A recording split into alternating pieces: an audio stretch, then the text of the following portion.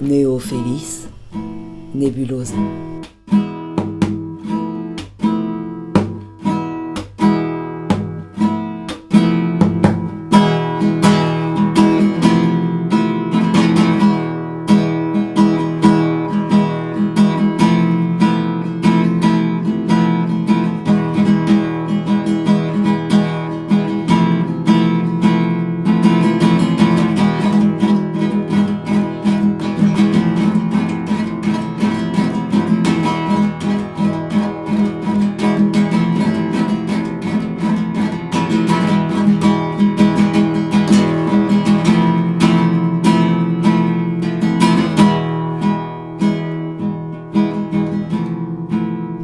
Neo Feliz, Nebulosa. Alors je vais vous poser une première question qui peut vous apparaître un peu brutale, mais c'est volontaire. Quel est pour vous le sens de la vie? Le sens de la vie. C'est vague. Le sens de la vie. Alors, par quoi commencer? Parce que ça peut être très très long du coup, ouais. Est-ce qui vous vient en fait? Est-ce que déjà c'est une question qu'on se pose? Chez les gens en général ou chez moi? Chez vous. Chez moi, j'avoue que c'est pas une question que je me pose souvent. J'essaye de profiter au maximum des journées qui passent, de prendre la vie comme elle vient, de profiter du moment présent, quoi. Non, je pense pas que je me questionne souvent sur le sens de la vie. Parce que le sens de la vie, pour moi, ça englobe toute la durée de notre vie. C'est qu'est-ce que signifie notre existence sur la Terre, en fait. Pour moi, ça signifierait ça à la base, mais c'est pas une question dont je ressens le besoin de Enfin, je me questionne pas souvent là-dessus. Je me questionne plus sur les échéances, c'est-à-dire qu'est-ce qui va se passer dans tant de mois parce que j'ai fini telle chose, ou qu'est-ce qui va se passer peut-être dans un an, mais je me projette jamais. Enfin, je commence à me projeter maintenant. Parce que j'ai des gens autour de moi qui achètent leur appartement, qui commencent à s'installer, qui commencent à faire ceci, cela. Donc c'est vrai que ça commence à venir, mais je suis resté pendant très très longtemps dans une attitude assez juvénile, je vais dire. Où je profite de ce qui se passe autour de moi. Si j'ai envie d'aller à tel endroit, j'y vais. Si j'ai pas envie, j'y vais pas. Mais voilà, ça reste pour l'instant très basique. Maintenant, je commence à me poser des questions sur l'engagement à long terme. Qu'est-ce que ça peut donner si je fais ça? Mais c'est plus des projets de carrière, plus que de carrière, que ce soit professionnel ou juste pour ses propres plaisirs, quoi. Pour ma vie à moi, en tout cas, la question ne se pose pas comme ça. Il y a d'autres personnes qui se retrouvent confrontées parce qu'ils sont nés dans un pays tel milieu social et que chacun a des histoires différentes et on peut se dire que c'est pas facile pour certains et donc peut-être qu'ils vont plus se poser la question sur le sens de leur vie. Moi j'ai des facilités depuis que je suis né, j'ai jamais eu vraiment de problème et c'est peut-être pour ça que je me pose pas cette question. Le sens de la vie, ce serait peut-être aussi atteindre un but. Donc pour vous, justement, le but, il est indissociable de cette carrière professionnelle ou en tout cas... Oui, enfin, d'un temps, enfin que ça soit limité dans le temps. Ouais, ça me fait pas je me projette pas sur ma longévité, en fait, sur du jour d'aujourd'hui au moment où je vais mourir, quoi. J'ai pas. Et qu'est-ce qui prime là en ce moment, en fait? Pourquoi est-ce que vous faites les choses? Enfin, ma passion c'est la musique, et si je peux continuer à faire la musique depuis toujours, j'ai pas le sentiment de devoir me demander pourquoi.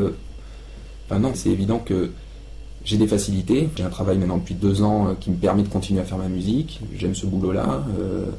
Donc non, enfin voilà, c'est des échéances. Donc oui, un projet, là je suis sur un projet, je suis un album, donc voilà, là je me projette dans les 5-6 mois qui vont venir. Je sais qu'il y aura plein de prises de décision, voilà, c'est une échéance.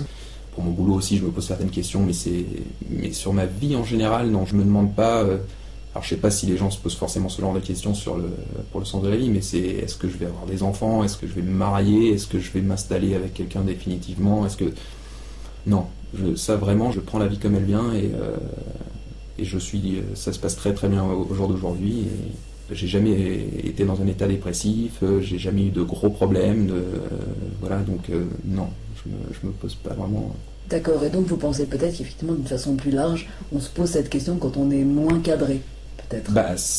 Oui, c'est ce qui me vient avec le bagage que j'ai, quoi, mais c'est pas une affirmation, hein, je veux pas. c'est possible qu'il y ait des gens qui n'aient pas la vie facile et qui se posent pas quand même ces questions-là.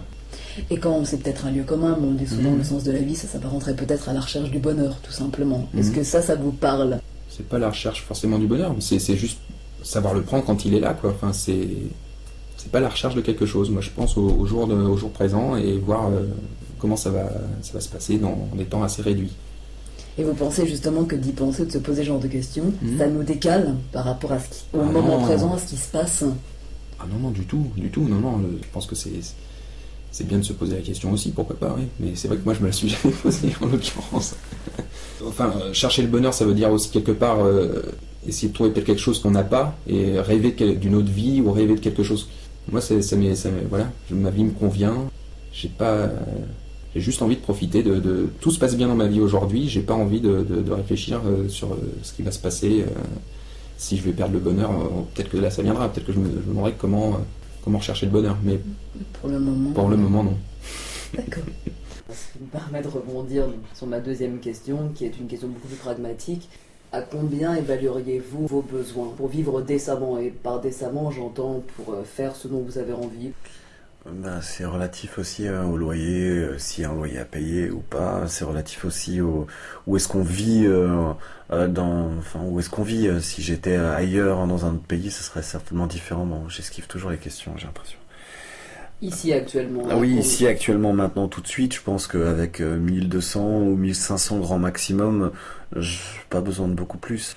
Non, je pense qu'il faut au moins minimum 1000 euros pour que j'ai l'impression de pas être trop à l'arrache et devoir faire absolument attention. Faire attention, ça me semble normal et c'est ça qui me semble intéressant, c'est de se dire, je peux pas plus. Si je pouvais plus, ça me donnerait une certaine aisance de vie et je deviendrais le reflet de ce que j'aimerais, ce que je voudrais pas être, quelqu'un d'autre, un Parisien qui a de l'argent, quoi. Donc il s'en fout un peu de tout, qui a des grands idéaux, qui clame haut et fort mais qui fait pas grand chose. Je pense qu'entre 1003, 1005, ça me semblerait décent pour payer un loyer correct, pour pouvoir vivre correctement sans vivre au-dessus de mes moyens. Après, en étant bourgeois, si je veux voyager, si je veux m'investir un peu plus dans des actions comme dans le bio ou dans le bio équitable, ce genre de trucs qui sont très propres à notre culture, mais pourquoi pas, quoi. Vous êtes locataire ou propriétaire actuellement? Actuellement, je suis plutôt locataire. Je partage gracieusement le lieu où vit ma petite amie, qui est elle-même dépendante de sa mère, qui est propriétaire des lieux. Donc en fait, on peut pas dire qu'on a un loyer mirobolant. Donc ça reste très très raisonnable. Pour des gens qui vivent avec peu, ça reste très raisonnable. Donc je fais partie des bien lotis, des mieux lotis. Vous avez emménagé avec votre petite amie. Est-ce que vous habitiez seul? Oui, j'habitais seul. Vous étiez aussi locataire? J'étais locataire, oui, bien sûr. J'ai jamais été propriétaire jusqu'à maintenant. Et sans indiscrétion, vous payiez combien? À Paris, à Montmartre, pas dans les hauteurs montmartroises, mais bien situé. C'est un 16 mètres carrés, enfin entre 15 et 17 mètres carrés, on ne saura jamais vraiment.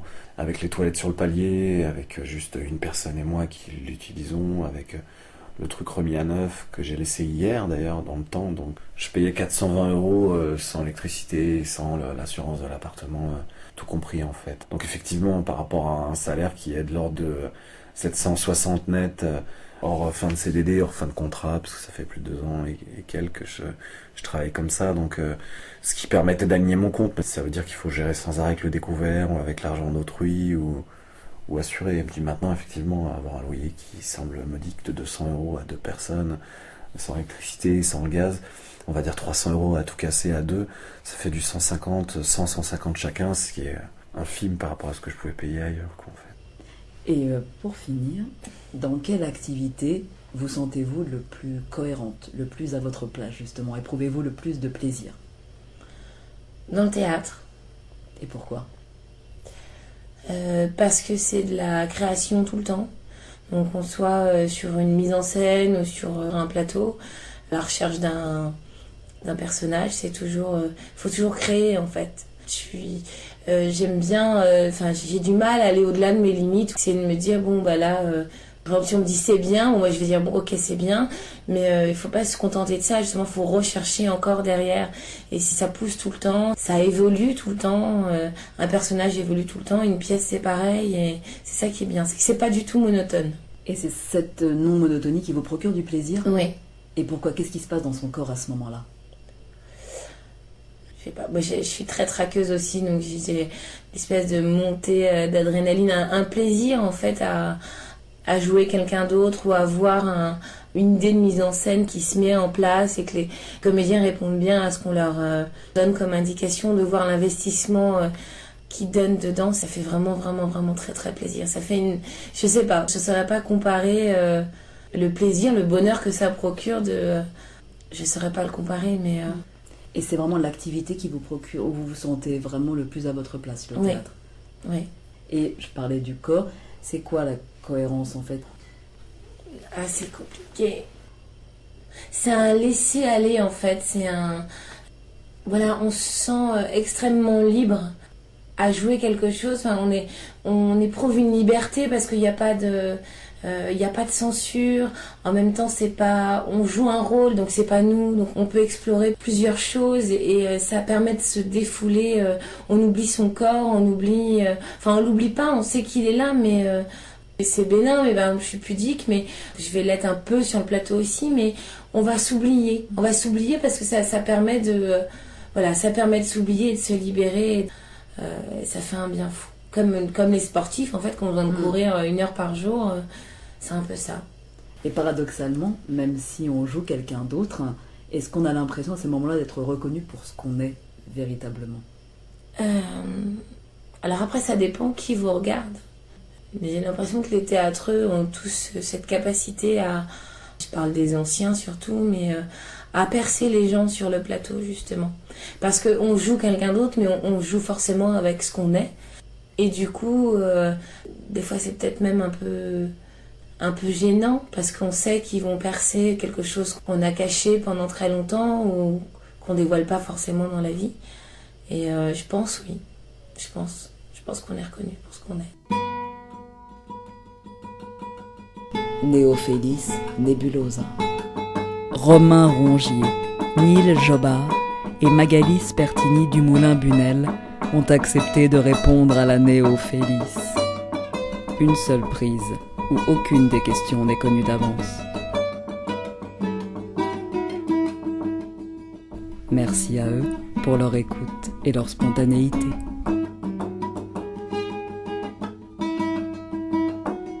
Néophélis Nebulosa.